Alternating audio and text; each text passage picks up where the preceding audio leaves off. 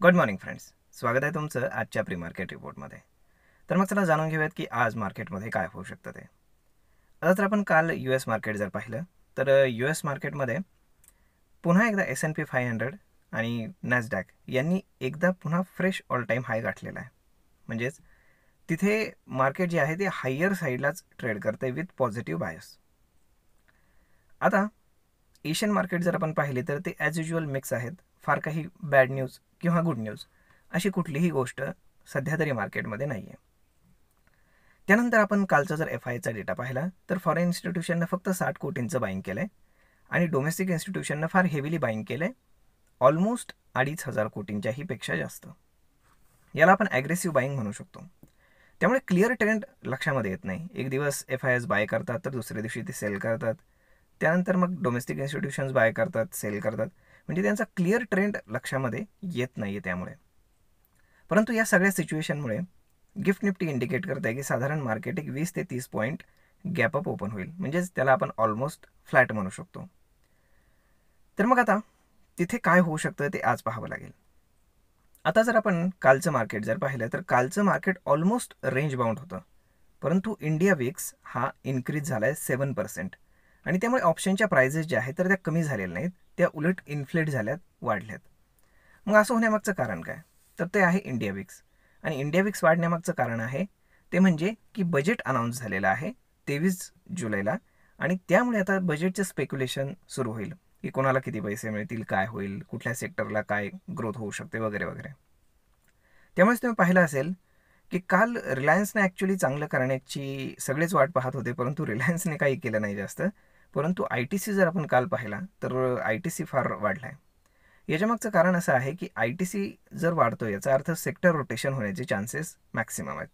आणि जे defensive sectors आहेत लाईक FMCG आणि फार्मा, तर हे लोक आता चांगल्यापैकी ट्रेड करू शकतात किंवा मग मार्केटला हायर साईडला आपण काय म्हणू शकतो की सस्टेन करू शकतात. आता जर आपण ओपन इंटरेस्टच्या हिशोबाने जर पाहिलं तर जो PCR आहे तो 1.46 पर्यंत इन्क्रीज झाला आहे. म्हणजे काल 1.45 होता, आज 1.46 आहे. तरी अजून तो रेड झोनमध्ये गेलेला नाही, हे लक्षात ठेवा. त्यामुळे जर आपण मंथली जर डेटा पाहिला ऑप्शन्सचा तर त्या हिशोबाने मार्केट अजूनही बुलिशच आहे. मार्केटमध्ये पुट्स फार जास्त राईट झालेले आहेत मोर दॅन कॉल्स.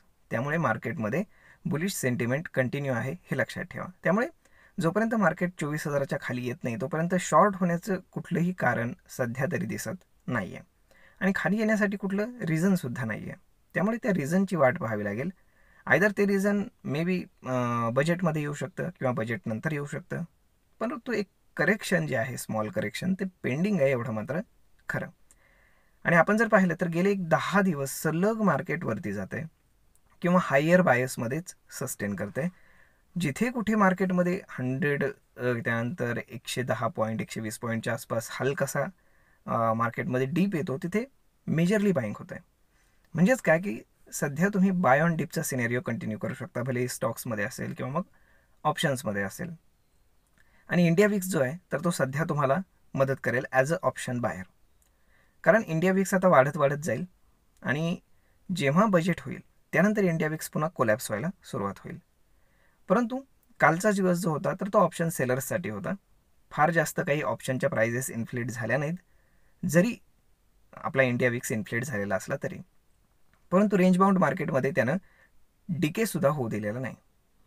मग आता जर आपण वीकली जर आपण पाहिला ऑप्शन डेटा तर तो असं दाखवतोय की सध्या तरी मार्केट रेंज बाउंड राहण्याचे मॅक्सिमम चान्सेस आहेत विथ हायर बायस. आणि जेव्हा गुरुवारी TCSचा रिझल्ट येईल त्याच्यानंतर मग मार्केटमध्ये एक डिरेक्शन ठरेल की IT कंपनीज मार्केटला कुठे घेऊन जात आहेत. कारण आता या महिन्यामध्ये खूप सारे इव्हेंट्स आहेत, त्यामुळे बऱ्याच साऱ्या अपॉर्च्युनिटीज आणि बरीच व्होलेटिलिटी मार्केटमध्ये पाहायला मिळणार आहे. त्यामुळे पाहूयात येणाऱ्या काही दिवसांमध्ये काय होतं ते. तर आय होप तुम्हाला हा व्हिडिओ ट्रेड आणि इन्व्हेस्टमेंट करण्यासाठी नक्कीच उपयोगी पडत असेल. जरी माहिती तुम्हाला आवडली असेल तर आपल्या जवळच्या मित्रमंडळींसोबत देखील हा व्हिडिओ तुम्ही शेअर करायला विसरू नका. धन्यवाद.